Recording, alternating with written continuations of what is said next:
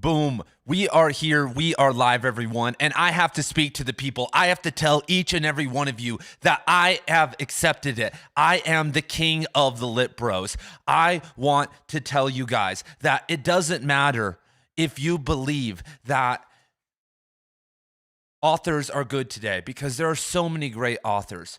But if you say, I love Cormac McCarthy, I love Haruki Murakami, I love Thomas Pynchon and all these other people, you automatically get labeled as a lit bro. And I've done that labeling myself, but I want to step into it right now, because when some people see this video right now, they're going to be like, the king of the lit bros, this is a cult. Oh my God. You're trying to make us join a cult, the literary renaissance. I watched the podcast Decoding the Gurus. I know exactly what you're doing here. Kings, we don't need any kings. Guys, we need whoever the fuck we can get. Guys, we need whoever we can get right now. We are in a dying industry.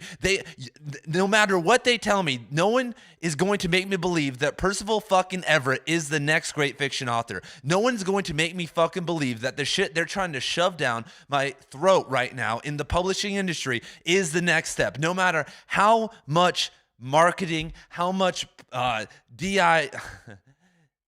diversity, equity, and inclusion they shove down my throat, I will not believe in my heart, and I will not sell out and sell you guys wolf tickets and tell you guys that it is better than what has already been published. I will not sit here and tell you that Attack on Titan is as transformative as Yukio Mishima's work. And I love Attack on Titan. I love Full Metal Alchemist Brotherhood. I love manga. I love thinking about it. But there are heavyweights and there are levels to the game. And if you are going to step into the arena, you're going to have to become a lit bro. You are going to have to realize that we are in a dying industry. I don't care if I have to rage bait every single person in the world to make people interested about reading. We are sitting here watching our industry die. People are like, he's rage baiting. What is going on? He's a lit bro. What does he think of female authors? Does he ever talk about females on the channel? What are we doing? We don't even have our heads in the game. We're sitting here deconstructing everything as the world is ending around us. Like literally, we're sitting and worrying about the power grid or not even the power grid, the art on the wall as there are raiders outside of our house about to kill us. And that's what's happening right now. And with AI coming, it's over. The publishing industry is going to hold on as closely as they can to whatever money they can for as long as possible. They are not going to tell us. There is going to be no one out there. I'm not saying I'm the one, but we need to come together as 50,000 independent artists, independent writers, which is the literary renaissance, and show people and make people care about writing again. And if we don't do that, we are screwed. What are you trying to do if you're not trying to do that? Trying to find a small little win? Anyway, I'm blending reading and writing right now, but I want to speak to the people. I have things to say, but I will temper myself for a second. Good MD is here. Whoa, hold on. Ian's mountain white tonight with that sick hunting shirt. Let's go, everyone. White Mountain, everybody. Shout out Phoenix. Shout out David Sanchez, the good MD. Not to name drop, but he is a great author himself. Finn, what's up, my man? Hello, Mr. Kadnack. I have no idea who you are, but you must have been one of my students or are one of my students. What's up? Gordon Morius, how you doing? Goddamn, Ian's locks look glorious tonight. What's up, everyone? I was out on the streets of Tucson tonight and today with the locks going. What up, homeboy? What's up? How are you doing, my man? I'm going to watch Squid Game 2 right now, bro. Talk about brainwash. Let's go. You might as well watch the Beast games too. You might as well watch, I don't even know. It's AP, bro. There's no AP class, bro. I don't teach AP, man. What do you think this is, man? I'm with the people, bro. I'm with the non-honor students, bro. AP, bro. AP, AP. Oh, that's a name. Okay, I know who it is. Okay, sorry. I know who it is now. Okay, good to hear from you, my man. This student right here who's in the chat right now, he is doing awesome right now. Really good stuff. He's reading through Cormac McCarthy's bibliography right now, so shout out to him. Good stuff, my man. That's very motivational to watch young students read. Have I watched Hunter x Hunter? Yes. That did not transform me. Guys, like I said, I love manga. I love movies. I love TV shows. David loves The Sopranos. The Sopranos changed my life. But when if I sit down and I spend I mean, think how long it takes to watch The Sopranos. 6 seasons, at least 10 episodes each. We're talking about a major investment of time, 40, 50 hours. I could read through most authors' bibliographies during that time. I could read multiple volumes of Will Durant, Will Durant's Story of Civilization during that time. I could go out into the world. I could meditate. I could sit silently in nature and meditate with creosote or interact with people during that time and change my life. I could do so much during that time that would be more. And like, not to be cutthroat. And obviously we need to relax and have fun. And that's why I watch anime. That's why I do these things. But it's a balance. It's something that you have to realize. And like I said, we need warriors in the game. We need lit bros in the game right now. And there are going to have to be sacrifices. Guys, I would love to sit down and watch football. I would love to do all these things. And I do it sometimes, but I've unfortunately had to cut out so much of that from my life. If you want to make this happen, I'm so tired right now, but you have to show up if you want to make people care, man. That's why I'm talking to you guys right now. What's up, Young King? How you doing? Melissa Smith. I just watched Squid Game 2 for the second time. Great job, Melissa. Let's go. 50 pages in my first draft for the first novel. Want to finish the first draft before starting my short story journey. Awesome, man. Do whatever you want, man. Substack is where it's happening. Someone commented today. Some dude was like, you're just lying to people. No professional agent in the world would tell you to give, would give the advice you're giving. Exactly. Are we talking about the professional agents? Sorry, cats are hissing. Are we talking about the professional agents that suck at marketing books? Are we talking about the agents that get you a publishing deal that sells no copies and gets you no money? With major publishers, 97% of books sell less than 5,000 copies. That is shit, you guys. Not to toot my own horn right now, but I could sell 5,000 copies like that if I released the book. I could release some shit right now and get 5,000 copies across the finish line really fast if I really wanted to. And they can't even do that. They can't even do that with good books. You could have a great book and they don't even know what to do with it. They suck at it. One of the greatest revelations for the publishing industry, maybe ever, was the Penguin versus Department of Justice lawsuit. There was this huge lawsuit with Penguin, and Penguin had to release all their numbers. They had to release all the numbers for their book sales and all this stuff. And it finally came out that they lose all this money, like 85% of books, if I remember correctly, don't make their advance back. And the amount of money that they give out and the amount of copies that they sell is really, really low. And so, I mean, if you want to follow them, if you guys I want to be in Barnes & Noble, I want to do this. First of all, that is a pipe dream because Barnes & Noble is being co-opted by Book Talk Books and sci-fi books and all this other stuff, which is a whole other story. But there is only one guaranteed way to make it in the publishing world, to become a full-time author, and that is to make people care one by one. Guys, I dole out at least $80 a month in Substack subscriptions to authors who I like. I'm always reading, I'm always exploring, I'm always finding people, but those people made me care.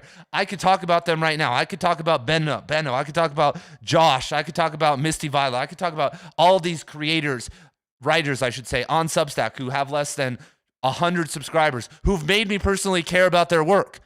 They've made me care, and I'm willing, to give them my money. Hundreds of people give me their money every single month for my writing, because you need to make them care. And when someone cares, they will want to support you. It's not hard, but you have to do it one at a time. Those people, literally one at a time, made me care about them. And now I will support them literally for years. I will pay those people $5 a month, $6 a month, whatever they are charging on their Substack forever. Forever. And all they had to do was make me care one time. And eventually they are going to snowball and not have to make people care at one time. People are just so lazy. People don't want to make. And this is why, we are just imploding as an industry. There's the amount of entitlement people have, to not transform themselves, to share their art, to share their message, and to think that people just need to read it is insane. Because when you ask someone to read your book, if you say, hey, here's my book, you're saying, hey, spend 5 or 6 hours of your mental energy and time with me. You know how crazy that is? That's intense. They could do anything they want with that 5 or 6 hours. And so you're asking them to do that. And so to think that that's automatic is, it's insane, man. But like I said, lots of animes have changed me, but they have to transform me completely. Let's go. I heard kids in college tell their professors they can't read a whole book and haven't read a whole book ever in their life. Why am I a novelist? Yeah, most of my students in high school, senior year, haven't read a book in years. I don't know. They haven't maybe read, most of them, I would say, when I've polled, haven't read a real book in a long time, man, if ever. So that's a separate issue, though. Just finished Blood Meridian. Contemplating rereading Blood Meridian already, though. Yeah, man, we should move on to like the Border Trilogy or something else, though. The Sopranos changed my life. Now I can't eat in the gabagool. Hey, your mother's a mother. Hey. If my wife wasn't sleeping right now, I would get her. She's Italian. She could do the Italian-American accent. While the topic of anime was brought up, what's your take on it? Like I said, I love anime. I've watched at least 15 to 20 anime series, and a lot of them have transformed me, have made me think deeply, have have pushed the limits. I mean, obviously, anime is better. The best animes compete with the best TV shows or movies in the West or in the world. I mean, anime is insane.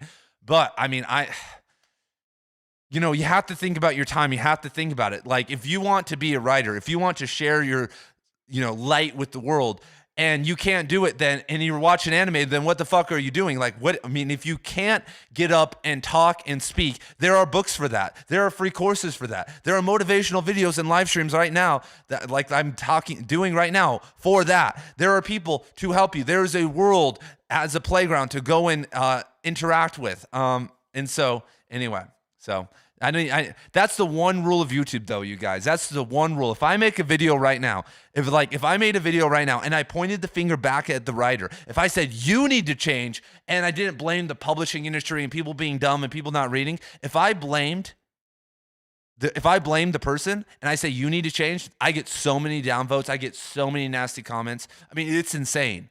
I mean, it blows my mind, but it's always been like that. People want to sit in their bubble and complain and not do anything and have excuses and die, with broken dreams. I mean, it's insane, man. It's insane that, like, what are you doing? I mean, what are you people doing?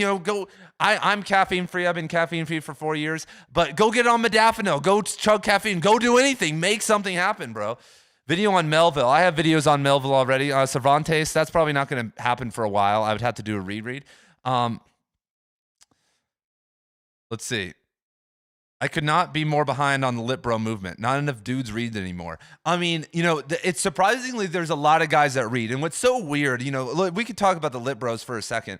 It's hard. I mean, it really is hard to come to these revelations and to increase in intelligence and have to deal with the very odd world around you, especially the polarized world, especially the programmed world. Like, guys, there are people out there, maybe there's some people out here in the chat who actually vote. Like, I know David voted for Kamala. I know some of you guys voted for Trump out there. Like, there are people out there that, like, care about that stuff and, like, are programmed in and, like, are focused on talking points. And, like, if you ask them, like, when I say I'm a fan of Mishima and Heidegger and Evola, people are like, he's a fascist. Oh my God. I'm like, guys, I don't even believe in politics, but you're a fascist. I was like, guys, do you not think that I can interact with authors and not have to believe what they think and take the best parts of them? But anyway, it's very hard and very isolating to read people and work with their ideas that have this weird, either you have the hordes of the illiterate the illiterate horde, but then you have these people who are, like, mostly politically polarized, or religiously polarized, whether they are, like, Christians or usually on the left. And it's really hard to just be a free thinker. It's really hard with the logic bros and rationality to just sit and make mistakes and think anymore. And so the Lit Bros, it's just hard. They're on little islands and stuff. So anyway. All right, so, I mean, if anyone has questions about Lit Bros, if you guys want to go deeper, I mean, I can go deeper, but I'm going to answer some questions for a second. I mean, I can talk a lot about the Lit Bros if you guys don't know what that is. But I'm the king. I mean, really, like, if you look at who I talk about and who I think about, I mean, I'm the textbook definition. Like, I believe in pseudoscience. I believe in pseudo education. I believe in so many pseudo things, like, I meditate. I'm a spiritual ecologist. Like, I'm like ready to lead. Like, former atheist, former existentialist. Like Cormac, but grow tired of thirsty cowboys and the thirsty horses. Hello from Minnesota. Hello, Jack David Klein. Hello from the suburbs. If you guys have questions, let me know. I've been doing great on Substack. That's awesome, Daniel. Yeah, I mean, if people who have joined my free writing school in general, if they follow the program, this isn't like a pitch, I don't make any money from it, have gotten over 100 subscribers, which means 100 readers on Substack. Just going through the method. And that's hard work. You write, you talk about your writing, at least write about your writing. I mean, there's a whole system over there. But anyway, People read, you just have to go to them. That's the best part of Substack. Everyone is there to read. Exactly. If you were on Substack, Substack is the home of the literary renaissance, everyone. If you are on Substack, there are readers there. I mean, it's insane. No one goes to Substack to do anything except read. Just discovered the Magic Mountain, talking about long fucking books. Are we talking about Thomas Mann's The Magic Mountain? Yeah, anyway. Hey, Ian, have you ever read any Herbert Shelby Jr.? No. I mean, people keep, maybe it's been you. Let's see, Herbert Shelby Jr. No, people ask me that all the time. No, I haven't. I've been meaning to. We just lost 20 viewers. Yeah, exactly. When I talk about that topic, people always leave. So, all hair, the God King lip bro. Yeah, dude. They want it handed to them without having to work at it. Reading is like Scotch whiskey. You have to do it every day to get good at it. Yes. And have you thought finding an editor for your videos? No way, man. No way, man. I mean, yeah, when I make more money, but right now, I mean, dude, I'm an editor. If I hired an editor for the videos, I'd be losing money every single video. And unfortunately, with my style and with my strategy for growth, yeah. I mean, I don't want like little animations. Like, I don't think that, I'm not into that. Like, I don't watch those videos. I personally never watch video essays. Like, I think they're terrible. I don't like watching people who script their videos either. Like, I hate that. Like, I make videos the type of videos like I like to watch. That's why, Benjamin McAvoy, all these people, they're blog post writers. They write blog posts and then just read off of a screen or off of a teleprompter. That's what most of BookTube is. Just people either ranting about the books they read this month or just reading a script. And I don't need to write blog posts anymore. And so, I mean, I can, and that's fun, but this is everything I write. I don't have bullet points. I just start talking. I mean, that's how it is. That's how real teaching is. That's how real conversations go. When I've met up with some of you guys in real life. I don't have a script. I don't have bullet points. We need to be able to talk on the fly about this stuff. Like, that's what I'm doing right now. Looking like Jesus. I know. One of my favorite stories ever is that I was in a really bad relationship. And like, after like a really bad fight, I was walking back to my car. Like, there was like an apartment complex and I had to park across the street because it was like visitor parking. So I'm walking across this busy road in Vegas and this guy slams on his brake. And I'm like, oh shit, this was in North Las Vegas for anyone that knows, kind of ghetto. And it's late at night. And I'm like, I'm about to get robbed. Like, I'm ready to run. He's like, and I'm like, I'm all sad. He's like, it's Jesus. Fucking Jesus. You've come back from the dead. Jesus, you want to hit the joint? Jesus, get in the car. And all his friends are like, it's Jesus. And they're just going crazy. I'm like, oh my God. I'm like speed walking to my car. And they're just following me like, Jesus, turn this water into wine. Anyway, so shout out to those guys, man. They were just, they were having a good time. Thoughts on Philip Larkin? I like Philip Larkin. Philip Larkin. What have I read by Philip Larkin? The poet, yeah, Philip Larkin's a good poet, for sure. Let me think. Thoughts on... I don't have too many thoughts. I mean, I read him in college, I'm not really... I would say, from what I remember and what I know, that, I mean, he's not good at association. I mean, the thing about Philip Larkin and many of the great American poets, the canonical American poets, maybe outside of Walt Whitman, and Robinson Jeffers, is that they suck at association. When you compare them to the Europeans, many Americans, I'm about to make a video on this, but many Americans do what I call, they do the confessional poem, and you guys know about that, but they also do the workshop poem. Americans are so ambitious. When they sit down to do a poem, they have the inspiration. They think an inspiration is like, I watched a show and I saw something. They have nothing come from the heart. And then if they do, they over-revise it. They think, I need to make this better, and I need to make this rhyme here. And they don't, they haven't learned to actually trust their unconscious yet. Because fiction authors, for the love of God, don't trust your unconscious. Give me the greatest logical layering system ever. But if you're going to deliver a 10 to 15 line poem, we've been taught in America through the university system to have these overly workshop poems that are just like devoid of life and devoid of unconscious association. And so Philip Larkin, in my opinion, kind of falls into that camp. And so technically they are very good. Technically, Ashbery and Berryman are really good, but I don't feel like they have the associative power of the Spanish symbolists or people like Robinson Jeffers or James Wright and others. So, or Mary Oliver's. I could go on for days about American authors who can associate, but does the amount of books you read determine your value as a person? Absolutely not, man. I know, it's the 4 baselines: mental, physical, emotional, and spiritual. If you reach a certain baseline, which isn't very much, I think intellectually that's probably 50 to 100 books. You know, if there's an average individual out there and they've read 50 to 100 really good books that are transformative across everything, nonfiction, fiction, I think that they have enough to control themselves, because the reason that you need to reach a baseline is that your morals and your integrity are going to come in under question, you know. There are going to be opportunities, you know, like, you know, maybe you have a friend that acts a certain way or does something, and intellectually or whatever, you need to be able to make the right decision. Or if you're put under duress, you know, I know so many people who sold out with, you know, of their beliefs in the COVID lockdown. You know, there was, you know, they did things that they didn't agree with. And I think it's because they didn't have enough integrity. I think that they didn't have enough baselines, and it was from a lack of, you know, one of those four things. And so if you have a baseline, then in general, you can navigate life, unless we're in like an apocalyptic world. And so, you know, I don't think, like I said, at some point it kind of just becomes circling the drain in terms of reading. And like, I read and do those things because I want to be a better writer, and I want to talk about writing and like motivate people. But in general, for most people who aren't writers, you know, they don't need to read an insane amount. And they should focus. And a lot of writers should focus on their physical fitness, their emotional fitness, if we want to call it that, and their spiritual fitness. So yeah, you are a bro now, dude. I am the king of all the bros, man. What is my favorite film about writers? My favorite film on writing or a writer of all time is Mishima, A Life in 4 Chapters, Mishima. There is no better movie on writing or writers than A Life in 4 Chapters. What's it called? By Paul Schrader. Mishima, A Life in 4 Chapters. Here's the Wikipedia link right here, you guys. You need to torrent this right now. Everyone, go torrent this and watch it tonight. If you have nothing else to do, if you're watching me, as soon as I'm done, go watch this movie. If you want to see a sick movie, I mean, the colors, the surrealism, Paul Schrader is a genius in this movie. There's no better movie about a writer and writing, in my opinion, than this. So by far, I mean, it's insane. I mean, if they did that type of movie on any author, it would be, just phenomenal, man. I mean, watch that movie, please.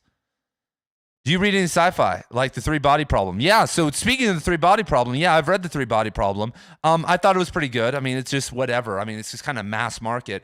But, you know, that's what the guy was talking about today. You know, I was speaking about earlier about that guy that was like, oh, your tactics don't work. But the agent that he knows, supposedly, or who talks about this stuff, is the agent of the guy who does The Three Body Problem. But The Three Body Problem is meant for, you know, a housewife to be able to like, and that's okay. But, you know, in general, you know, that's why Kendrick Lamar is, when people try to tell me that he is great, I'm like, guys, the same people that listen to Taylor Swift like Kendrick Lamar.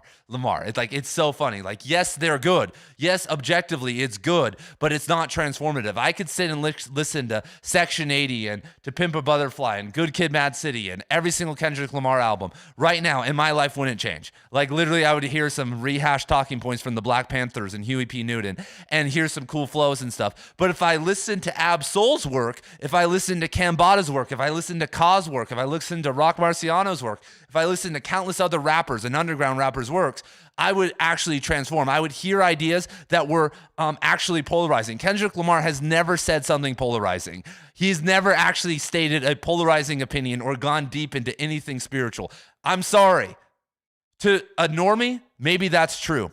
To a normie, maybe that's shocking to them. But when you're actually dealing with heavyweight intellectual ideals and intellectual lyricism, no.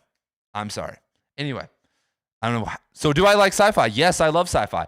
People think I don't like sci-fi. I don't like fantasy. I think that sci-fi and fantasy are some of the greatest vehicles of transformation. But I think that the campers, the nerds, the nerds with the lowercase n, we're all nerds. But, you know, those guys, I think, ruin it. I mean, I think it has like problems getting off the ground because of like the infighting. So the only people I know who watch anime watch stuff like I got reincarnated as a garbage bin and became the president. I can't hang. Dude, if you aren't watching anime, then like I said, you are missing out on some of the greatest shows of all time. You are missing out on some of the greatest mind benders of all time. Like, literally, like, you know, I know a lot of old millennials and old boomers who are, I'll just say, you know, old white guys. Like, they can't wrap their head around it, but like luckily I was shown at an early age by some great people that like, anime, but obviously a lot of anime is shit. 99.99% of anime is shit, just like, most art forms. So my first McCarthy was the Border Trilogy. If it had been Blood Meridian, I would not read more McCarthy. I agree. I don't recommend Blood Meridian to first time readers. I read the McCarthy Reddit mod's post about you where he said you maligned him personally. And dude, that Jarzlo guy, it's so funny, you guys. We were talking privately and I was like, bro, I love you. You're the biggest logic bro ever, bro. You're like the greatest logic bro ever. Like, I love that you're doing this. And he was like, I would say something right now, but I'm gonna hold myself back. Don't get me going on the Cormac McCarthy Reddit, bro. Those guys fucking hate me, man. I called him a Fanuc and he banned me. Bro is caffeine free from living in Utah. I was caffeinated as hell when I lived in Utah, bro. I was popping so much caffeine in Utah, man. The problem with me and caffeine is that if I don't do it for one day, I get a migraine headache. And I just don't like that. I don't like having to be dependent on something every single day. Like, if I want to take a break from caffeine, I shouldn't have a mind-bending headache. I could take 800 milligrams of ibuprofen and 1,000 milligrams of acetaminophen, use essential oils, do whatever other drug, and I still have a headache after a day off of caffeine. So I was like, dude, I have to get off of this. So does audiobook count? I think audiobooks count if you can do it. I can't personally do fiction audiobooks unless they're like really simple, like really simple. And so I just don't do it. I can do history audiobooks though, even if they're like super complicated, but I just can't get into the world unless it's like super light science fiction or fantasy. It's hard to read after you've stopped for a while, but it gets easier and more fun as you do it. Yeah, I think so too, man. Have I ever read Herbert Shelby Jr.? Everyone keeps asking me that. I've seen the movie. Yes. So I'll have to read him. I've been meaning to read him for a long time. I haven't read him. I don't know what a lit bro is.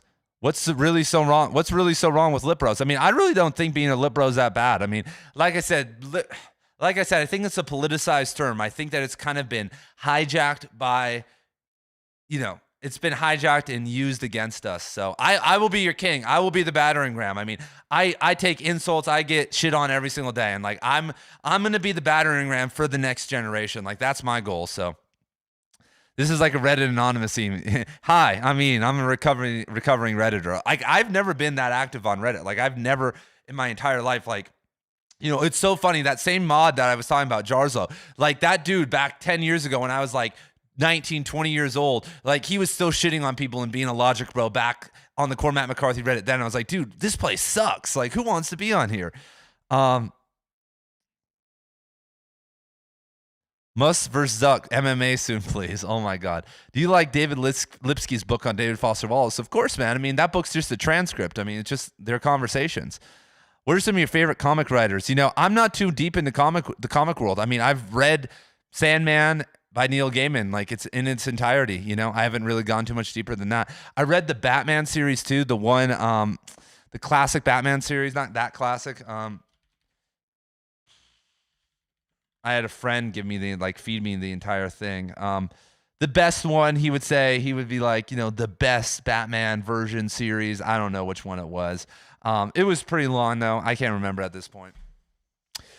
Can I explain 1Q84 to me? I did not like it. All the way there is open exposition and explaining. Are you talking about 1Q84 by Haruki Murakami? My quick explanation is, I think he got a little bit carried away. That was the first book that he ever wrote in the third person. He had written mostly first person points of view, and so he kind of went a little bit hard with it. He wrote a 1,000-page plus novel and then switched points of view for the first time. So I think he got a little carried away there.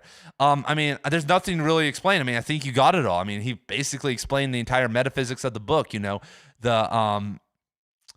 Gola or whatever it's called, the little people in the shadow and all that, I'm not going to spoil anything, but you do well, Ian. It's not as easy just talking to a camera. Hi from Australia. Thank you, my man. You should hit that spliff, brother. Thank you, my man. Maybe another time. Sometimes they don't think that's deep too. They mainly do recaps. Exactly. Thoughts on the altlet scene on Substack? I have no idea what the fuck the altlet scene is. Got a link? You tell me what it is. Are you talking about Duende? We could talk about Duende. Yeah. In Search of the Duende by Lorca, man. One of my favorite essays ever on creative writing, talking about how you have to tap into the unconscious Duende. You know, the Duende are like, if I can, I'll pull them up right now, are like fairies in South America, but they're also like inspirations too. They're kind of, they're like these little people. I'll put them up right here. But Lorca, one of the greatest poets of our time, said that, you know, all creative writers need to tap into the Duende. They need to tap into this like dark unconscious energy if they want to be good writers. I mean, that's not, dark unconscious energy isn't a great, you should read the In Search of the Theory of the Duende is the title of the essay, if I remember correctly. Yeah, so everyone should go read that. I mean, it's a little bit out of my mind to give a good definition. Picked up all the Pretty Horses. Can't wait. I'm excited for you, my man. I read Blindness. I thought it was good. All right, Borges. Yeah, I love Borges. Charles Bukowski. I mean, I think he's all right. I think he's a good gatekeeper for people to get deeper into literature. I show my students him all the time. But I think that, like, you know, I don't get too much out of him. I have fun reading him. He's a fun read. He got me into classical music. I can say good things about Charles Bukowski all day. Your value as a human is determined by how many times you've read Suttree. All right, well, I'm pretty valuable then. Let's go. Let's see. All right, here we go. Base take. Thoughts on Sally Rooney. Sally Rooney. Here we go. Sally Rooney. Have I read Sally Rooney? I've not read Sally Rooney. Sorry. Shout out Sally Rooney. Throw Mama from the Train. Great writers movie. Paul Schrader is cool because he's like the most author-like director. Yeah, Paul Schrader is a big reader. Paul Schrader, you know, Mishima, Life in Four Chapters is a great movie because, you know, kind of directed by an author. So, yeah, the magical thing about telling the truth when you write is that it automatically creates unconscious connections that scaffold the story. Exactly. Tom Jones said, I haven't been posting on Substack, but I'm using Notes. I would say use Notes. Notes are a decent way to build your subscriber base. I know a lot of people that use Notes. I mean, there's a girl named Bianca. That's a woman, I should say, a woman named Bianca, who's a part of our writing school. She's got easily over 100 followers just by like being witty on Notes on Substack. And what's great about Substack, guys, what I want to drill into your mind, I have to drill this into your mind. When someone subscribes to you on Substack, you have their email. So when you post your short story, it goes straight to their email. If I post on YouTube right now or on Instagram or on X, it's going to go into some fucking algorithm. Substack is the most powerful vehicle in the world for writers because it automatically sends your perfectly formatted story on a nice website with nice spacing to your subscribers' emails. And so that's how you develop relationships. It's mostly through email. I mean, it's a very classic way. And so Substack's great for that. Like that's what I do every single morning when I wake, not when I like at some point during the workday at lunch, I go through like the 20 people who I subscribe to on Substack and probably 10 people posted per day. And I look through their stuff. It's kind of a daily habit. So you want to be that person for someone else. Thoughts for getting me back into occultism. Thoughts on chaos magic. You know, I don't fuck around with chaos magic. I don't really fuck around with dark magic. I mean, that's a really dumb and definition because I know chaos magic isn't dark magic, but I've really dived now deep into spiritual ecology and phenomenology in the moment with nature. I don't think that manipulating energy or doing that stuff is like really for me anymore. Like I understand it and I can engage in it and think about it. But I mean, I think that's like a lower level. I think that like nature-based spirituality without limits, without getting tied into rituals and stuff, is mostly good, and rituals can help, but I think that in general, like chaos magic and occult systems are missing out on like real connection with nature because of their focus on power. Because I go into nature and my ambition lowers. My ambition to be a great writer and do these things, it goes down. And so, you know, chaos magic and those things, usually we lost a lot of viewers. As soon as I started talking about occultism and magic, people were like, woo, occultism, magic, oh my God, I don't believe in that. Oh my God. Guys, someone could have asked me, let's talk about St. John of the Cross, and I could rant about that, bro. Let's go. End of the Tour is the best writing movie. Go watch Mishima on Life in 4 Chapters and tell me that, you know, Michael Cera, whatever the fuck his name is, eating, Twinkies is a better movie. Do you like John Cheever? John Cheever. Let's see if I've read John Cheever. Yes, I've read many of his short stories, actually. Yeah, I like John Cheever. 100%, man.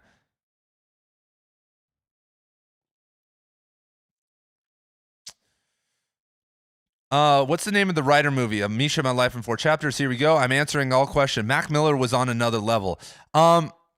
Mac Miller, yeah, I love Mac Miller. I saw Mac Miller for the first time in 2011, then in 2012. I've seen him like 5 times. Lyricism wise, he's not the best, but sound wise, Mac Miller has some good sounds. Like Mac Miller, in terms of like his soundscape and like the progression, if you look at going from frat boy rapper to psychedelic rapper on Macadelic to more mainstream again, and then he reinvented himself multiple times, which most rappers don't do. Like, I respect rappers that reinvent their sound and like go deep into it. And Mac Miller was a worker. One thing that you could say about Mac Miller as writers is that he worked his ass off. He was in the studio all day working on it. So, yeah. Thoughts on JPEG Mafia? Yeah, I've seen JPEG Mafia live. I think he's pretty good. I mean, speaking of soundscapes, I mean, JPEG Mafia's sound is great. I mean, lyricism-wise, I don't think the best, but yeah, I mean, his album with Danny Brown, Kingdom Hearts, or whatever, the song, I mean, his work with Danny Brown recently was really good. I mean, I like JPEG Mafia, but this Kendrick take is crazy. Andrew Hamilton Fox, man. I don't think you know, bro.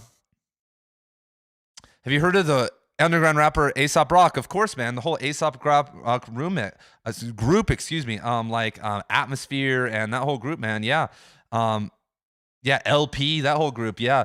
Idea. Yeah, I've seen a lot of those guys. Homeboy Sad Man. Yeah, all those guys, man. Open Mike Eagle. Yeah, I mean, I could go on all day. Yeah, I've seen a lot. I mean, I lived in Las Vegas. I went to multiple concerts a week for 7 or 8 years. I mean, Vegas brought in so many people. So yeah, I mean, that was a huge, so yeah, anyway. Let's see. Man, I'm so behind. Holy shit. Have you seen John Carpenter's The Thing? Of course, man. Kendrick is polarizing the fact that he was willing to give up his own community. It was a large point of contention and conflict in his art when he realized that he couldn't create tangible change. There we go. Why do we lump fantasy in with sci-fi? They are not the same. Okay, they're not the same. Do you like the book Stoner? Of course, man. Stoner by John Williams is an absolute classic. Shakespeare's plays used to be popular entertainment. Popular entertainment isn't opposed to transformative work. I agree. I mean, guys, I mean, I mean, that's the whole point of Infinite Jest. Infinite Jest is hard, but it's also really entertaining. That's why David Foster Wallace is a genius. He realized that I'm going to make you work your ass off at times. Then I'm also going to entertain the shit out of you. And like, that's how, and that's how it should work too. Why do you think Han King win the Nobel Prize? The Nobel Prize is corrupt, you guys. The Nobel Prize, there's been almost as many Scandinavian authors over the last 30 years that outside of, if we remove Bob Dylan, who didn't fucking deserve it, like who the fuck is Bob Dylan? Like he is the chairman of the board, the greatest poet in America, one of the greatest songwriters of all time. I love Bob Dylan, don't get me wrong. But, the Nobel Prize is for actual writing, like writing. They only gave the award to Bob Dylan because they didn't want to give it to another white man until they're going to give it to Stephen King. The Nobel Prize is a corrupt liberal group of idiots, and they've given as many awards to Scandinavians over the past 30 or 40 years as Americans. Think about that. They did not give it to Cormac McCarthy. They did not give it to Don DeLille. They did not give it to Thomas Pynchon. I could go on and on. I could go on and on with non-white American authors they don't want to give it to. The Nobel Prize is a shit show. The Booker Prize, all the prizes are politically corrupt and have been, there is not one literary award that I respect or would put any precedence on anymore. So boom, there you go. And that's what's great, though. If you go look back at some of the Nebula Awards from like decades ago, you can put some weight on some of those. And so that's fun to go back into like some of the old science fiction and fantasy awards and read up on some of the winners back then because it's actually pretty sick. Rick and Morty anime. The Logicist. What book had the biggest impact on your life? Surprisingly, this is a random book, but it's not even fiction. It just sent me down this weird journey. I wouldn't promote this. I wouldn't say that this is genius. I wouldn't say anything about this. I haven't read it in a long time, but Prometheus Rising by Robert Anton Wilson, everybody. Anybody out there read this? This is like a nonfiction book talking about like consciousness. I read this when I was a senior in high school, and I realized that like I could create my own character, that there were like different modes of consciousness that I could tap into. 99% of the people in the world don't know that. 99% of people are in a natural default state and go through the world and can't focus. That's why I talk about logic bros. Logic bros can't rip themselves out of their own logic and experience reality in many of the in many of the subjective frames, whatever one you want to take. And so this book really kind of showed me like that was possible. And so I'm forever grateful for that. Like the only reason I am here is because, guys, like people, you got, I am not this person. Like, people from high school do not recognize me. People who I used to know even 8 years ago have no idea what I'm doing here. Like I've transformed myself so many different times for the better. And like that book was the base of that. That book showed me I could do it. So boom. Currently finishing Life of Pi audiobooks. What a troll. Someone linked the post of the Reddit mod trashing Ian. It's called The Conscious and the Conscious. Like yeah, anyway. It's a whole post. I don't even need to get into it, but he logic broed out. Like here it goes. I am technically not banned from the Cormac McCarthy Reddit, but so many people have downvoted my post that I can't post there. And so anytime I try to post something, it doesn't appear. And so I was saying, I'm banned. And anyway, so that's a whole other thing. That's a whole story. But joining the writing school made me realize how shit I am. I've listened to you more than I've sat down and actually write something since then. It's all right, Delgado. You just you got time, man. You got decades to improve, man. Whoever did Watchmen, what good is your knowledge if you don't share? I did all 14 Wheel of Time books as audiobooks. Could you recommend good books which teach you how to write? No, not really, my man. The best thing to learn how to write, guys, if you want to learn to write better, go spend multiple hours outside alone a day. That's it. That's my advice. There's no better teacher than that. There it is. Best Batman, Long Halloween, Dark Knight Returns. I like Hush, but some people shit on it. All right, so we're talking about, damn, we're all the way back. Any plans to come to Phoenix? I come to Phoenix all the time, man. I mean, I need to see David. I'm gonna do some meetups, man. I've done some meetups before where I meet with the people. I've done some in Tucson, in Las Vegas. So I need to do one in Phoenix soon. Yeah, I mean, I have a lot of fans in Phoenix, so. I enjoyed Broom of the System more than Infinite Jest. Yeah, I love Infinite Jest, Broom of the System too. Duende basically means getting good at making association leaps, right? Yes. 100%. All the Pretty Horses made me love reading again after college. That's awesome, man. Here we go. Duendes are not to be trifled with either. A lit bro often idolizes a specific set of authors, usually from highbrow or classic male-dominated literary tradition. Read Herman Hesse. Yeah, Herman Hesse is great, man. I'm about to read Siddhartha with one of my classes. I'm going ham this semester in my classes. I'm about to read 6 different books with 6 different classes because, like, dude, just reading one book with multiple classes, where's the fun in that? I want to juggle 6 different things at once. So we're going to probably read Slaughterhouse-Five. I don't even know yet, but Siddhartha and Slaughterhouse-Five are on the table. Probably Lord of the Flies for a class that doesn't like reading. The ads, Ian, the ads. I don't even know if the ads are on. I have no idea what's going on with the ads, so I don't control that. Majority Report with Sam were coping about how Substack is right-wing. These guys really freak out when they lose control of any media.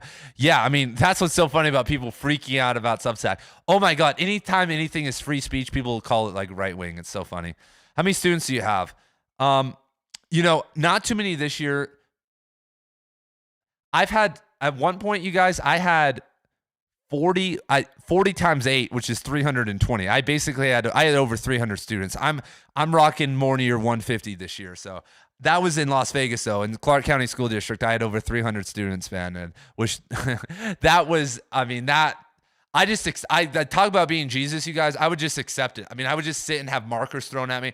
I would be lecturing and just people would be throwing stuff at me. That still occasionally happens. But like, I would just sit and take it. And I was like a martyr up there. It was wild, man. And there was nothing I could do. See, Clark County School District at one point, it's the 3rd largest school district in the country. It had a policy at one point that you couldn't suspend students unless they literally did something insane. Because suspensions were racist. Like, there was this whole entire philosophy over there. And so you just had to deal with students. Like, students would fight in the class and not get suspended and be back the next day with the same kid. So yeah, that was more of like anyway, yeah, that was wild. So yeah, Horror stories, man. 300 students at once. Imagine that.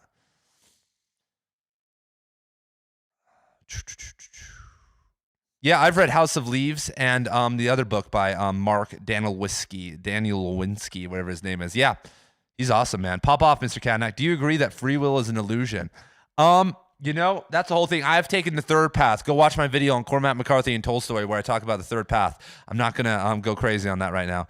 What's the best movie of 2024? Oh, my God.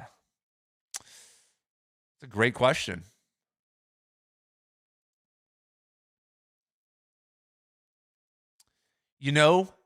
I didn't see as many movies as I wanted to because my wife is pregnant and then we just had the baby. So like we were just focused more on like quiet walks, like thinking, spending time together, like integrating, exercising, low energy. So I only saw probably like 10 or 15 movies. I can't even remember what I saw at this point. I'd have to like sit and think about it. It's hard to think with the ring light in my face, but Billy Woods, shout out Billy Woods. Have you ever read the original Conan Yeah, I love Robert E. Howard, man.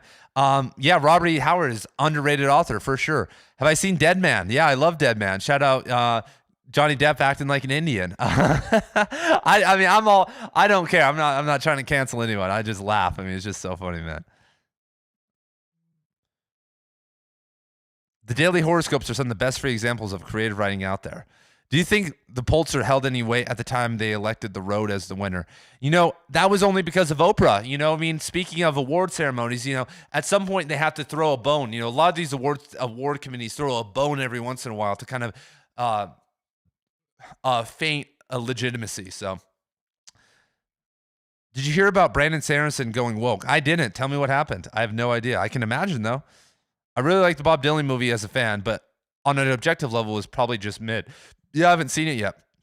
I want to start posting more short stories. If you had a platform, Substack only. If you're a writer of any type, Substack only, everybody. Here we go. I don't know about that, dog. I don't know what we're talking about. I hate all the musician. I don't know what we're talking about. Good way to learn to write is to touch grass. There we go. Good writing is good thinking, and good thinking is very hard. Stop conforming to society by not wearing the camouflage attire. There we go, Chris. Let's go, my man. I know you haven't gone outside, but I've hunted before. I've killed. I can wear the camo. Have you read and talked about the Hyperion Cantos? Yeah, so flawed. What's so great and what's so sad about the Hyperion series is that the author, who's slipping my mind, he wrote that series as a way to just make money. Like, he needed money, so he wrote Hyperion as like a fast way to make money. So like the first two books, I think if he just sat back and like really saw what he had there, is like the Hyperion books are some of the greatest sci-fi books in my opinion ever. And I think if he spent another year on them, like I could only imagine, or 5 years on them, like, they could easily have transcended Dune. They already transcend Dune in so many different ways. It's just sad, it's just sad that like, someone should have just been like, hey, here's $1 million. Like, sit down on this. I need to talk about Hyperion. I love those books. Absolutely love. Kent says, I'm not gone. Dealing with some stuff. We'll be back full soon. My love to all the literary crusaders. Kent, I love you, my man, up there in Norway. Do your thing, my man. Kent, you've been here for a long time, so I'm glad that you're here. I'm sad that you're not doing good or you got some stuff going on, but that's okay, my man. It's, All right. Tapping back in to wherever the hell we are at. I haven't seen the new Robert Eggers movie. No, I haven't seen a movie. Like I said, my wife gave birth a month and a half ago. I don't have any family that lives here. I'm literally running, cooking, cleaning. I'm running the entire show, working 40 hours a week. I'm doing a lot right now. So, haven't had time to see any movies lately. Vonnegut is my favorite writer, but glad I didn't get exposed to him in high school because I never would have understood his shit then. If you have a good teacher, you can teach Vonnegut easily in classes if you have a good teacher. If like when we read out loud and I just talk about what's going on. I just do what I do in these videos, But, currently driving from Arizona to Iowa, going to listen to Infinite Jest on audio and Life in 4 Chapters. That's awesome, man. Yeah. Watch the movie on the road, man. Do you think David Lynch would have made an amazing Blood Meridian film? Of course, man. David Lynch's Dune movie is definitely underrated. he actually took risks. He actually associated. These new Dune movies are phenomenal. Greatest movies ever. I mean, the making Zendaya, Chani's, a smart rebel. Chani worshipped the feet of Paul because she understood the power that it was a power couple, bro. Like this whole, anyway, don't get me going on the Dune movies. But outside of that, outside of the changes, there's no soul. Like if you go watch the Water of Life scene in the David Lynch movie, it smacks the Water of Life scene in the recent movie. Like there's so many different things that were just the IMAX and the technology and all that stuff can make it appear good, and it is good.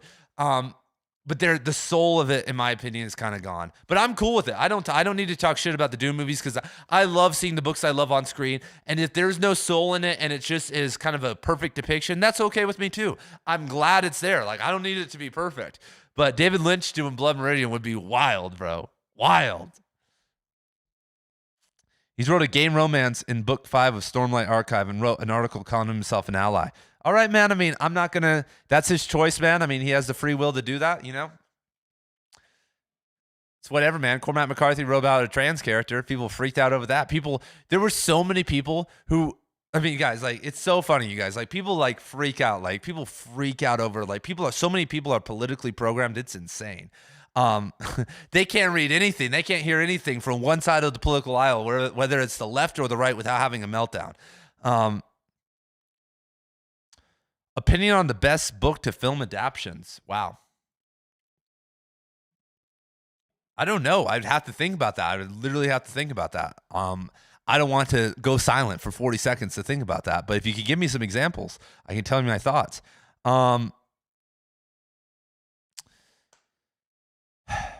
David Lynch doesn't have that bleakness in him. He touched darkness, but he's ultimately a hopeful filmmaker. That's a great point. I would agree with that. Life is suffering. There we go. We're to criticize an author for writing a gay romance. Yeah, I mean, it's whatever. I mean, write about whatever you want. I mean, it's just kind of whatever. It was a ham-fisted, and Brandon Sanderson is Mormon. Well, and that's where things get interesting. I was raised Mormon. I'll just say it right now. So it's interesting, trying to blend, the stark opinions of the LDS Church and LGBTQ rights and all of that. So it's interesting Sanderson's going down that road, but it's always wild to watch that. Tuxedo Mass asks, $2. Thank you for the super chat. $2. Thank you. I want you in the literary renaissance. I'm just not yelling tonight because my wife is asleep. So I'm just trying to keep it calm. Keep it calm. Can't wait to watch AI streamers analyze AI books. I know, man. I'm going to be out of a job, man. I got another 5 years and it's going to be over, man. After I finish reading all of McCarthy's works, who do you think I should look into next? Mishima. Go check out some Mishima, my man. Nabokov. Yeah, Nabokov would be good. That'd be fun. Fight Club is the best book to film adaptation. That's a decent choice. What's your opinion of authors writing under the pen name of famous authors like James Bond book, which had the subheading Sebastian Faulks writes as Ian Fleming? What's my opinion on that? I mean, I don't really have an opinion. I mean, that's cool, I guess. That's fine. I understand that. I mean, they're trying to carry the spirit of the pen name and also give kind of praise to the author. That's cool. To have a conversation about ideas and progress, we have to risk offending, right? I think, yeah, of course. I mean, I obviously, favorite book about losers.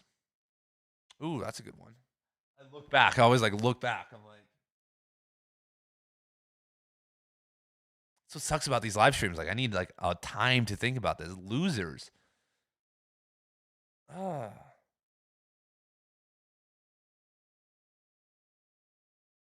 That's a great question, man. There's so many. I have no idea. Wow.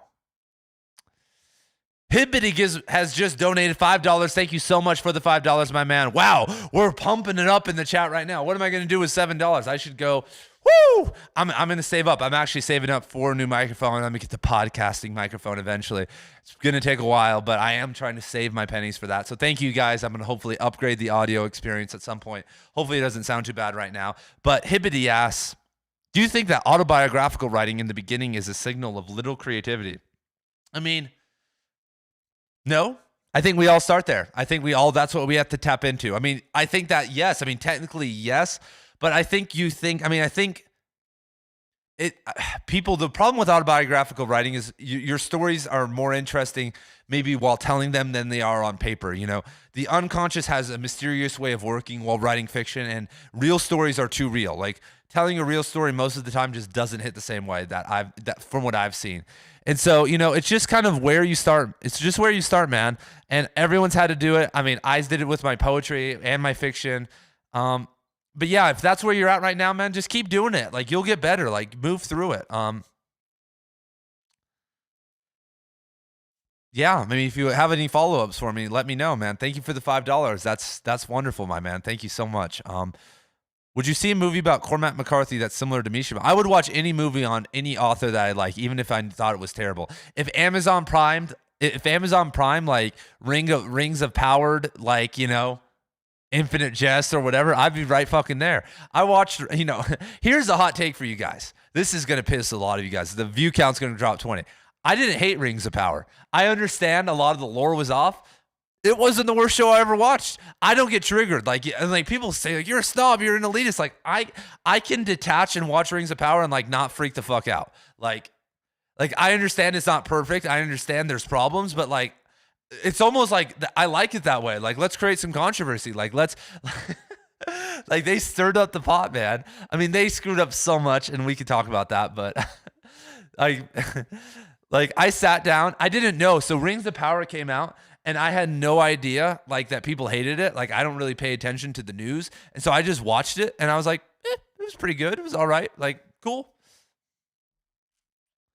So maybe I just have a terrible judge, but like of like, you know, I mean, I question some things. I'm like, why is the Queen of Numenor black? Like, what's going on? You know, I was like, what's going on here? But like, I wasn't like freaking out. Like, if HBO gave Dune the Game of Thrones treatment, that would be the superior adaptation. Well, HBO just gave Dune a full series, eight episodes, 6 episodes, Dune Prophecy. I mean, people freaked out about that one too. I think it redeemed itself kind of at the end. I mean, bringing in the guy from Vikings, I don't think that was the best move for the Desmond Hart role in terms of Dune. They messed up a lot there. Like I said, they kind of pulled it together. I mean, that was a sloppy show. I'm interested to see where it goes, but I feel like Dune Prophecy had some potential. Like the storyline and how they framed some of it was actually good, but they needed more time. They really needed more time to kind of flesh out kind of like spice trade and the Spacing Guild and kind of the inner politics. So that's why Dune Prophecy failed. But I thought like the core story was decent. Even if they had like some Darth Vader, you know, I am your mother, you know, reversal type shit. But yeah. Can you talk about Heart of Darkness by Joseph Conrad? Sounds like something that fits the books you read. Would love to hear your thoughts. I mean, yeah, I mean, I love the novel. I mean, I teach it to my class occasionally. Like if I have an honors class, I'll teach that one to them. I mean, it's just a classic. I mean, people have been trying to cancel Heart of Darkness for like the last couple of years. Just in terms of like the psychological movement, you know, the movement into the unconscious, the movement into the jungle.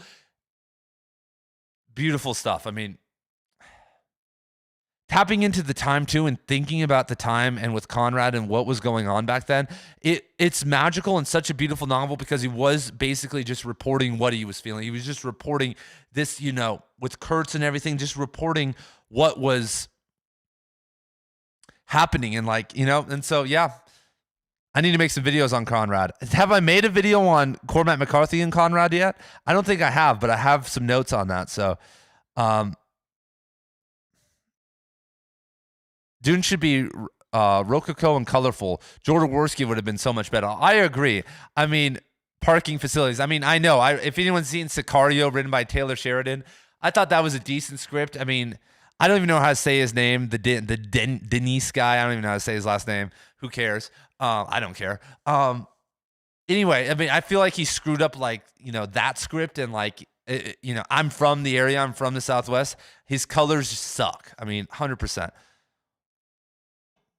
Have you made videos on Dostoevsky? Yes, I've made about 3 or 4. Just type in Right Conscious Dostoevsky. I'm planning to make him one of the kind of the central figures of my channel. but I'm trying to get through. I want to reread. What's his name? You guys know how I roll. I like to do deep dives, so I want to do this book right here. I'll put the link right here for you guys. Joseph Frank wrote the greatest biography of any author ever is Joseph Frank's biography on Dostoevsky. So I'm gonna do a reread of that before I do that. So that's probably gonna be in the summer. I'm gonna do a reread or like follow along with that book and like drop a ton of knowledge on Dostoevsky. Follow along. I might read the unabridged version too. The unabridged version's like 5,000 pages. So my question was for the chat. I would love to hear what everyone's favorite book to film adaptation is. Thank you.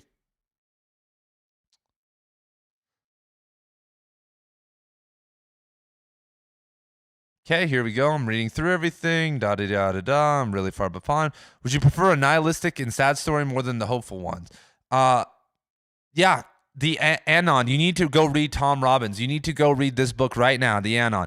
This is the one you need to read right now. This is the greatest hopeful book ever. This is Tom Robbins showed that you don't need to be a sad boy, little sad boy writing little sad boy books to be literary and to be a genius. I mean, I will tell you that right now. Go read this book right now. Everyone in the chat. He will make you believe that, you know, you don't have to be Cormac McCarthy. You don't need to write complicated things. You can write something that's literary and transformative and that has hope in it in 2025.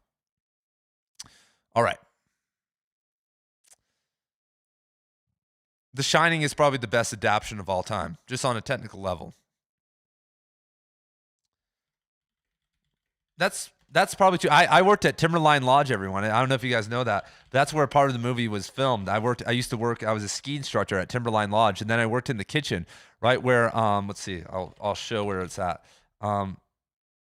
Yeah, Timberline Lodge. Yeah, there you go. It's featured in the movie. Yeah. So anyway, shout out Oregon, shout out Timberline. Shout out one of the many jobs I've been fired from. Cyrus, you should go watch The Rings of Power, my man. Just calm down. Just accept. I know you're going to be politically triggered. Just go calm down and have some fun, man. Just go watch some Lord of the Rings, man. It's not perfect. Go torrent it if you don't want to pay for it. If you don't want to go get Amazon Prime or whatever. Cormac's Amazon Prime going to make a Cormac film starring Will Smith as Cormac.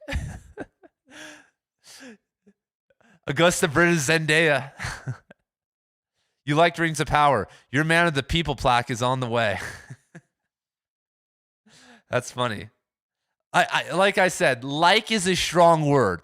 I didn't dislike it. I didn't sit there and like rage out. I just accept it. Like when I watch something I know that's just been totally politically hijacked, I'm just like, you know what? I'm just going to enjoy myself. I'm not going to rage. Why be upset? Like, I'm just going to just work through it. Like, you know?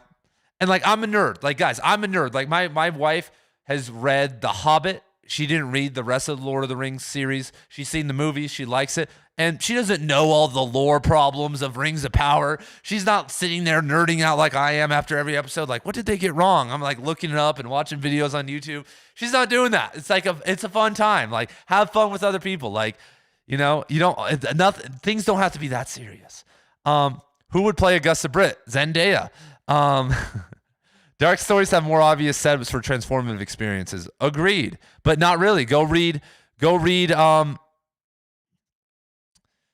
fucking read Still Life with Woodpecker.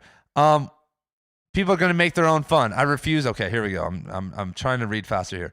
How does one grade 300? How does one grade 300 assignments? That's a great question. I used to have 300 students. I mean, I just streamlined it. I just did no writing. I couldn't help with writing at all. I couldn't make comments. It's impossible. So I just would streamline like quizzes and stuff. I mean, that was it. I mean, it was impossible. I mean, I knew teachers that did, and they were at work every day till like 6 or 7 p.m. It was insane. It's like, guys, I'm not getting paid. You guys are giving me shit money. I'm not going to stay till 7 p.m. grading work for kids that don't care. Like, you know, sad. But I had a policy. My policy was as a teacher, and still is, that if you want me to comment on your work and grade and edit your work, then come give it to me. Tell me. But I'm not going to spend all my time grading 300 assignments and only 3 kids are actually going to read it. Like, read the comments and actually make changes. Like, that's dumb. He needs to read Journey to the End of the Night by Celine. I've read that. Don't worry. Bukowski, Raymond Carver, Murakami. Who are the short story heroes of our current lit bro generation? Harlan Ellison. Harlan Ellison, bro. is the GOAT. Harlan Ellison, for anyone that knows, man. Harlan Ellison can smack George Saunders around all day. Harlan Ellison can smack Carver and Bukowski, Murakami, anybody around, in my opinion. Talk about sci-fi. All right, we got some super chats, $10. Holy shit, Tuxedo Mask, $10, dude. What am I gonna do? We got microphone money coming in. We're already. Where are we at? We're already getting closer. So, been reading daily for a while now, but can't quite get addicted to it when I'm depressed, bored, tired. I turn to digital media at this rate. I'll finish the canon right about the time I die. Tips. All right, Tuxedo Mask. I'm gonna give you. You gave me $10. I'm gonna give you the full rant on how to read more books and how to get into it. So you need to build momentum. First and foremost, I think you were talking about that a second ago. You need to build momentum. And so the way to build momentum is to immerse yourself in the world. If you are listening and donating $10 right now and being here, you are already immersed. But I need you to first and foremost start, if you can read at your job, you need to start reading at your job. If you can listen to audiobooks, on your way to work, you need to start listening to audiobooks. Even if they're fun, they don't need to be, it could be anything. It could be history. You need to start listening to podcasts. You need to rip yourself away from digital media. You don't need to read Infinite Jest and Gravity's Rainbow immediately. You need to read Still Life with Woodpecker. I just put that in the chat right now. The link is up there. Read fun books. Read books that excite you. You need to build up. You need to prime yourself. So if you were going to read something,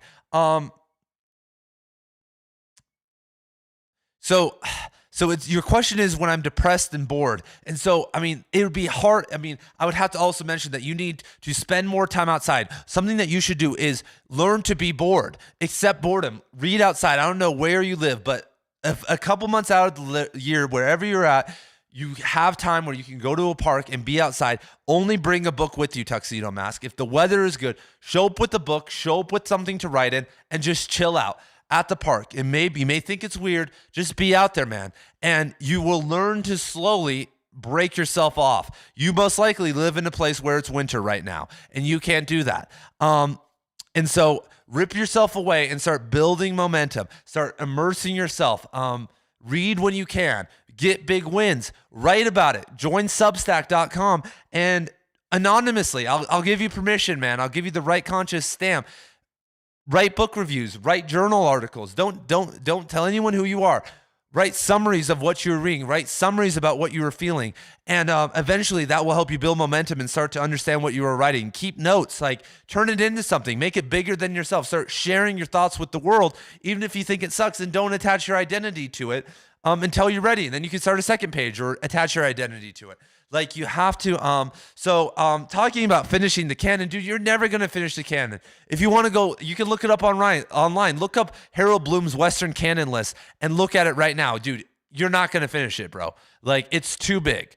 But conceivably, if you just read 50 books a year over the next 50 years, what's that? 2,500 books?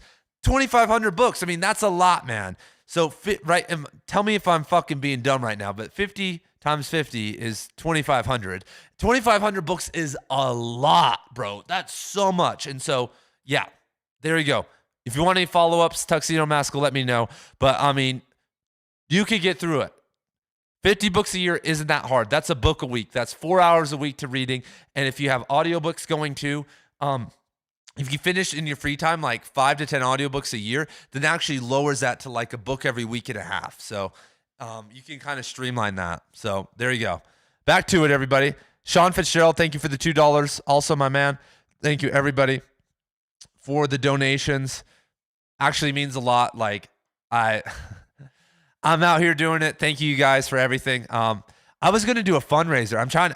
I'm thinking about it. I'm thinking about doing a fundraiser to get my class a set of like Blood Meridian. I have a class I think can read Blood Meridian, and I'm thinking like I might do a fundraiser to get like 20 copies for them, because I just don't feel like, it almost feels wrong to, anyway. So I'm probably not going to do that, but I've been contemplating that. So anyway, King Leopold's Ghost is good nonfiction. Look at what Conrad wrote about in Hard Darkness. I would agree, yeah. All right, here we go. Getting back on it. Jurassic Park is up there. Yeah, Jurassic Park is a pretty good book. Chaos Theory, all that, all the chaos theory gets left behind in Jurassic Park, the movie, though. The Soul Gene is utopian, all right? I'd rather read the Silmarillion. Well, you can read it, man. You can read it and have fun, man. Cat William plays Frodo's great-great-grandfather in Rings of Power. That's so funny. Rule 1, 99% of everything is mediocre. Turn off the phone. There you go. Technically, the half-foots or whatever, the half-wits as I call them, are a different group, so they're technically not going to be related to Frodo, but I'm not going to nerd out here. That's why I love teaching PE, because no homework to grade. Shout out PE teachers, my man. I wish I could tell some PE stories, but my God, when I was in PE class, I took like senior PE, like was all the seniors who just wanted like a fuck around class, and all we wanted to do was play basketball. And I went to this pretty crazy school, but this is actually a sad story. This teacher wanted us to play badminton, and so this one kid took a basketball as she was walking away and went behind her and knocked her out. He threw it right at the back of her head and knocked her out. Her name was Miss Crowley. And she went down, and guess what everyone did? Everyone started dancing around and playing basketball. And then the police came in, and we sat there from first period at like 7 a.m. to 3 p.m. And there was like 70 kids in this class. And they said, we're going to get all of you expelled if you don't tell us who did it. We know someone saw. We're going to expel you guys. And everyone just sat like this all day. No one snitched. It was insane. The only reason I felt bad, the only reason I didn't snitch was because I was like, dude, the guy that threw that would kick my ass if I said anything. But what's crazy is that like 3 months later, this guy's name was Vincent. I come to first period, and our teacher is just crying her eyes out. I'm like, what happened? We're like, what happened? What happened? And she was like, Vincent overdosed last night. Vincent died. And I was like, oh my God, the guy that knocked her out ended up overdosing at like 16, 17 years old. So that was, crazy story from my high school, but you're not a huge fan of it, but No Country for Old Men is up there. Yeah, I love No Country for Old Men as a movie, my man. I love No Country for Old Men. Harlan Ellison doing the audiobook, reading his own books is incredible. Yeah. I once showed my therapist a Bukowski interview, and she joked that I was his reincarnation. Jesus, man. What's going on with you, man? Let's talk about you, dude. Nobody. Tell us about your problems, man. What's going on? I'd love to read about it. Lord of the Lip Bros. Yeah. Butcher's Crossing by John Williams. Yeah. Shout out Butcher's Crossing. Walking my new dog has improved my happiness. Yeah, get a dog, man. Wish I could go outside and read a book peacefully. I live in Los Angeles, aka hell. Dude, Los Angeles is a great place. Holy fucking shit. $100. Jesus Christ. Holy 100. Jesus fucking Christ. $100. What the hell is going on? Kelly, if you are not a part of my Substack, please send me an email. contact@rightconscious.com. Let me hook you up with a free year lifetime membership to my Substack. Let me hook you up with a membership, Kelly. If you are not a part of my Substack, which features over 50 hours of content and stuff by me, please send me an email right now, Kelly. Please let me give you a membership. Like that $100, like it should be like, you should support me over there. Like, this is YouTube, my man. Jesus Christ. Thanks for the Harlan Ellison rec. I mean, that Harlan Ellison rec was worth $100. You will thank me later. That was worth $100. But you are lit, bro. Jesus Christ, $100. Jesus Christ. I'm gonna get a microphone. There's gonna be an audio upgrade. Holy shit. I'm gonna be a podcaster, guys. Holy shit, Kelly. Jesus Christ, so appreciative. I'll reach out yeah, just tell me your name is Kelly. I'll give you a lifetime membership, my man. Thank you, my man. Jesus Christ. Thank you. Oh my God. Oh, I knew I should do this live stream. Holy shit. My wife and my new baby looked so peaceful in bed, and my mind was like, just go sleep, Ian. Just go to bed. I was like, no, I need to speak to the people. I need to speak to the people. The microphone's gone. That's why I need a new microphone, dude. I'm functioning with shambles right now. Jesus Christ, $100. Oh my God. That's crazy, man. Thank you, man. Give it a month or two, and I will save up some more pennies, and we will have a new microphone in the chat, man. All right. Holy shit. Okay, I'm gonna keep going. Dude, there are plenty of places to go in Los Angeles that aren't hell. What do you perceive to be the end game of the literary renaissance when we have 50,000 independent authors that are full-time writing stuff that they aren't compromising on? How do we gauge that? We don't, but in general, it's going to be right now, independent authors only exist on Amazon. They only exist in the genre fiction realm. It's going to be when there are independent literary fiction authors, and like a lot of them. 50,000 is a pretty high number, but when there are thousands of independent literary fiction authors that don't have MFAs, that aren't fucking, losers, not that people that have MFA are losers. I'm not going to talk shit about the person I'm thinking about right now, but I'm going to contain myself. But anyway, so that's going to be the end goal. I go to the university library. Yeah. Awesome. I love the university library. This guy's very intelligent and passionate. I wouldn't be surprised if he had 300K subs one day. That's a goal, my man. I mean, it's not a goal, but I don't have goals when it comes to YouTube, because that's weird. It feels like I made 250 videos and only got 100 subscribers and kept going, and would still be going if I had 100 subscribers. So I don't do goals with YouTube. Like I said, my goals are in an easy and relaxed manner, in a healthy and positive way, in its own perfect time, for the highest good of all. I'm going to post one positive YouTube video a day. So that's my goal. So I like those type of goals because it feels much better and like not needy and not weird. So it's impossible to let your mind wander when reading audiobooks. Yeah, that's kind of weird. That's why I do history audiobooks. Just got rejected by the bar by a woman who claimed she had a PhD at the bar. Oh, at the bar. At the bar by a woman who claimed she had a PhD in pretentiousness. She was writing a genre fiction mystery novel, all because I didn't remember a scene from Vertigo Go. Hey man, why are you going to bars to get chicks? Because you're a lone coyote 24. Hey, the bar is not where you meet good women and not where you meet women. If you want to hook up with women, guys, the bar is like, that's like the bar. Gotta get out, man. Gotta go talk to women in the real world. The bar, man. Shout out the bar. The bar is for when you want to get with women that have been with every other man at the bar. Just saying. Tip for reading in general. Give each character and narrator a unique voice, and then read it out loud to yourself. It makes any book less of a slog. Yeah, agreed. Ian, can you make more money teaching in California? I've only been teaching for 9 years, and my salary is six figures. Hey, man, where do you live, though, man? It's all based on, like, price of... Go look up at the price of a house in Tucson. I'm being paid accordingly to the cost of living. So I can live in a house that's, over 2,000 square feet with a nice backyard for easily under $1,800 a month, if not way less, with everything you need. In California, that is impossible anywhere in the state except Palmdale. Come back to me. Shout out Afro, man. I need to listen to that song more. Jackson Park was a fun book. I agree. The Eerie Fairy Tales, that looks like a booktuber, judging by the name and the title, the profile picture. Shout out to her. Do you like Mishima's other works like Star or Life for Sale? Yeah, I've read most of Mishima's works. Yeah, I love Mishima. What do you think of? What have you been reading recently, Bianca? I know you've been I've red pilled you into Mishima. How have you been doing? What have you been looking at in terms of Mishima? Congrats on your baby. Hope all is well. Yeah, everything's great, man. Wife and baby are sleeping right now. I don't hear any crying. I might randomly have to leave if I hear some crying going on and go help out. So until then, I'm going to keep going. All right. Wow. So here we go. What do you think? What do you think of I Have No Mouth and Must Scream?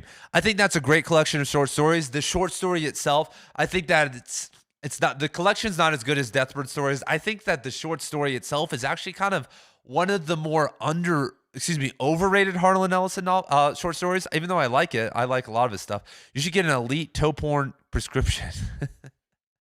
Thank you, man. The only good Zadie Smith book is White Teeth. I can't stand anything else she wrote. Yeah, she's not my favorite either.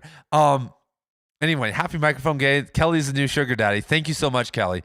But I'm hopefully going to hook you up. My Substack, in my opinion, is worth the money, especially when I start gaining steam again.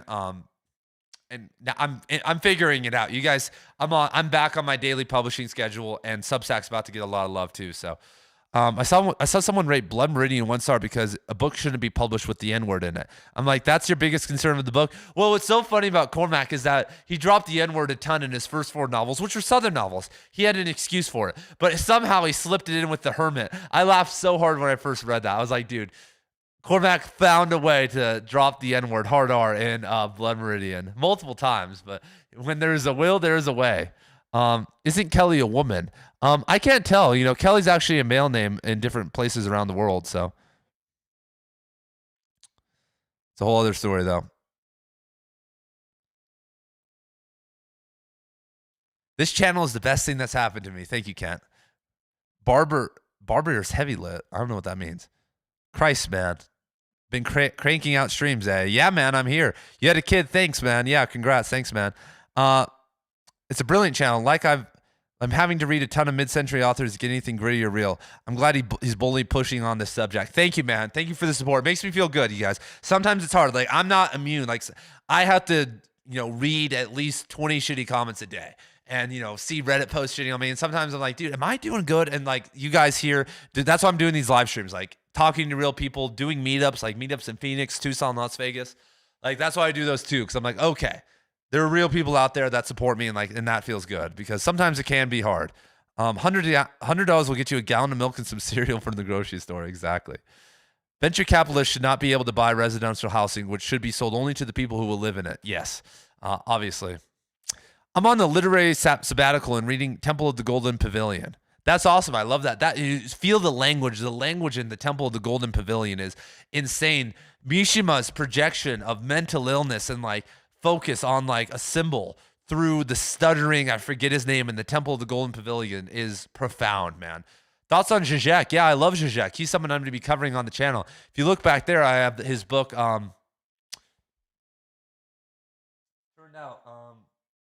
His book on dialectical materialism. Yeah, I love his book on Schelling. What's it? The Nothing book. His book on Schelling. Nothing Schelling Zizek. I love his book. Less Than Nothing. Hegel. No, not that one. That's the other book. Less Than Nothing. I've read that one. What's Zizek Schelling? I love his book on Schelling. Oh, The Indivisible Remainder. Yeah, I love Schelling. Schelling's one of my favorite philosophers. So Zizek talking about Schelling is insane. So, Red is lame. You're great. Thank you guys. I need you guys to build me up right now. Just talking to you guys and interacting with you guys on a normal level is fine. I don't need weird build up. But have you read Capitalist Realism? Yeah. Hey guys, if you want to see a great video, let me guys link you guys up with Capitalist Realism. I have a video from my yoga channel. Hold on. Capitalist Realism and Yoga. Yogadelics. Hold on, I have a video. I'll drop the link. Where is it? Oh God, I'm gonna have to find it.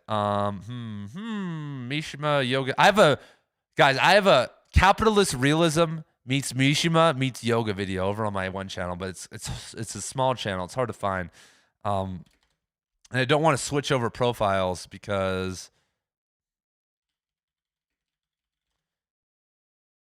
God. All right, we're gonna try it. If the stream goes down, everybody, it's because I'm switching over. We're gonna try it. I'm gonna try to give you the Capitalist Realism knowledge. Here we go. We're gonna switch over. Let's see. Switch accounts.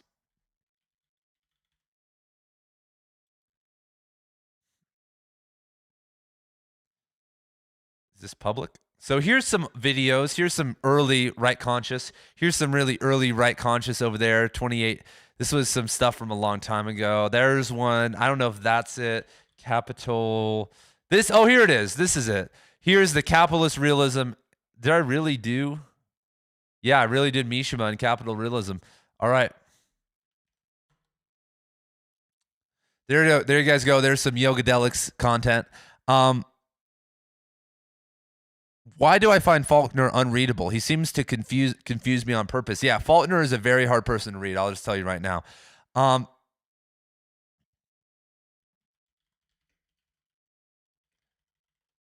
haven't read The Circle by Dave Eggers, actually. Is it good? I like actually dystopian novels. Would you recommend it? I'm actually a fan of, yeah, would you recommend it? I don't think I've ever read anything by Dave Eggers before. Are you trying out for Jesus Christ Superstar? Yeah, I love that. I saw that Broadway, man. Shout out Jesus Christ Superstar. Love Mark Fisher. Currently reading his book, Ghost of My Life. Yeah, Ghost of My Life on Hauntology. Yeah, Mark Fisher. Yeah, Hauntology. That's all that was all. I read all that in college, man. Yeah. Nick Land. I have no idea who the fuck Nick Land is. I have read about him. Yeah, I've read about him back when I was in college. Yeah, dark accelerationism. Yeah, I need to get more into him. Yeah. I'm not as much into that world anymore, into like the theory world. I'm a little bit detached from that right now, but I'm going to make a splash. This channel is actually going to make a theory splash at some point. So, um all right. Is being poet laureate worth it? I don't think so. I don't think that gives you anything. I don't think, Joy Harjo is pretty good in my opinion. She was pretty good. She's, shot you an email. Thanks again. Thank you, Kelly. I will hit you up, man. I met Dave Egger's wife at the poetry reading she hosted. She was 45 minutes late. That's all right. We don't. Why would we judge someone's relationship, my man? Why does that matter? She was probably doing something. She knows him. She's there. That doesn't fucking matter. She doesn't need to see his poetry reading all the time.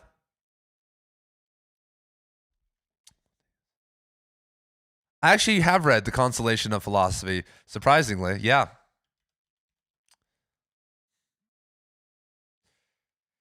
That was a random back in my Roman Empire phase. Smoking broke with broken rhythm. Okay. Do you like many Russian writers? I do like a lot of Russian writers. Favorite Zadie books. All right. Firestorm. Here we go, everybody. Let me know. Any questions? I have like 5 minutes left, 2 or 3 minutes left. I have to pee so bad. So I'm ready. Firestorm. Here we go. Do you think we'll get a posthumous McCarthy novel? Yes, we will get multiple. All right, I'm here until the questions were. I met a poet laureate before, and I was so annoyed by the experience. Well, there's like city laureates, there's state laureates. I don't know what a poet laureate means, man. I did meet Tracy K. Smith. I think she was the poet laureate. I did meet her. What's up, Keith Hill? What's up, man? Do you think there will ever be a centralized writers' hubs? Buenos Aires, San Francisco. Do you think communities mostly migrate online? Yeah, I think the Writers Cafe is unfortunately online, but I'm trying to bring, that's why I have a plan to do some big stuff in the Southwest. I mean, I'm not there yet. I think I need to get a little bit bigger, but I think it's going to be hard, especially because of how skeptical people are. Because if anything happens in person anymore, it's a cult. It's a cult. People freak out over cults now, and like anything that happens, that's a movement people want to deconstruct. So it's going to be hard. Kent, yes, I do. Chris Abani, I don't know who that is. I think you mentioned them up there as a poet. A posthumous McCarthy novel, even with a Vanity Fair article considered. Yeah, Austin, his estate wants to make millions of dollars, bro. If greed's gonna win out at the end of the day, my man. There's gonna be multiple. There's gonna be books of letters. There's gonna be books of short stories. There's gonna be at least 3 books by McCarthy that are coming out. Look at Mac Miller, man. Balloonerism. Thoughts on Harry Potter? I mean, I read them when I was young. I liked Harry Potter. Haven't read them since high school, but yeah, I like them. New Mexico is holy man. Albert Huffstickler, bring in writers' cults. Every influencer or celebrity is a real cult these days anyway. Yeah, exactly. Yeah, New Mexico. I would love to go to Santa Fe. I mean, it's already kind of a writers group out there.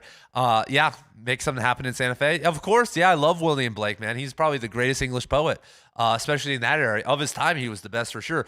He was the best associator, English-speaking associator of the time, if not the only one.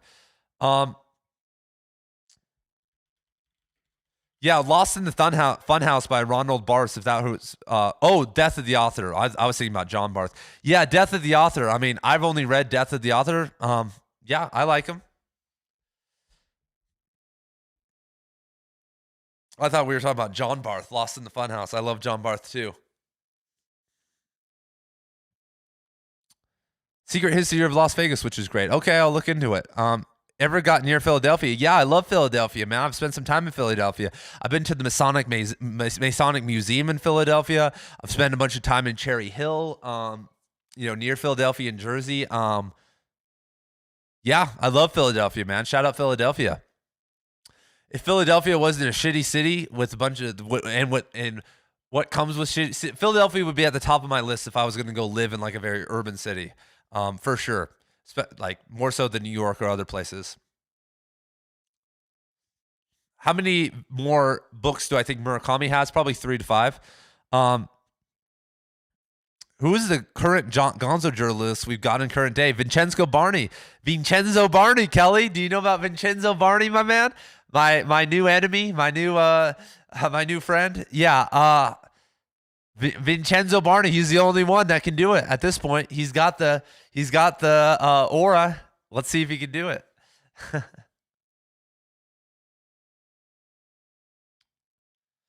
Do I think The Wasteland by Elliot is overrated? Absolutely. Vincenzo Barney, my man, let's go. Yeah, The Wasteland, dude. I just wrote about that.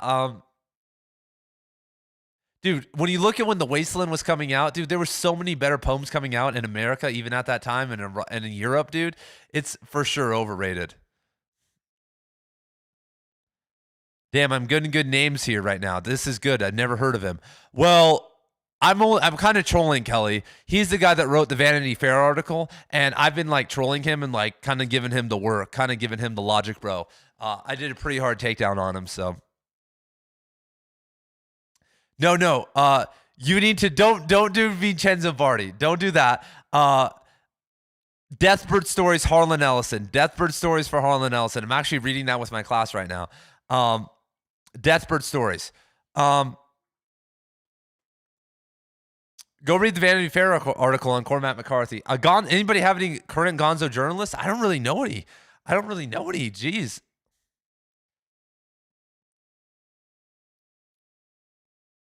I think Bianca, who was just in the chat, is like going to be the next Gonzo journalist. She was talking about that. She's probably gone by now, but she should be in bed, like I should be too.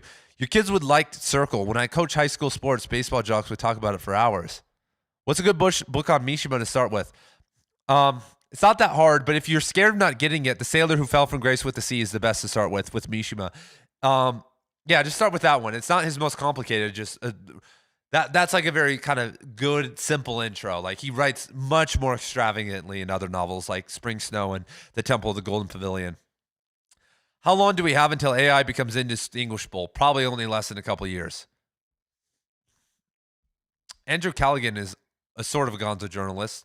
Bald and Bankrupt is a Gonzo journalist. I've read The Wasteland 20 times and I can't decide if I hate it or love it. I mean, I think it's a good poem. I just think that there's better stuff.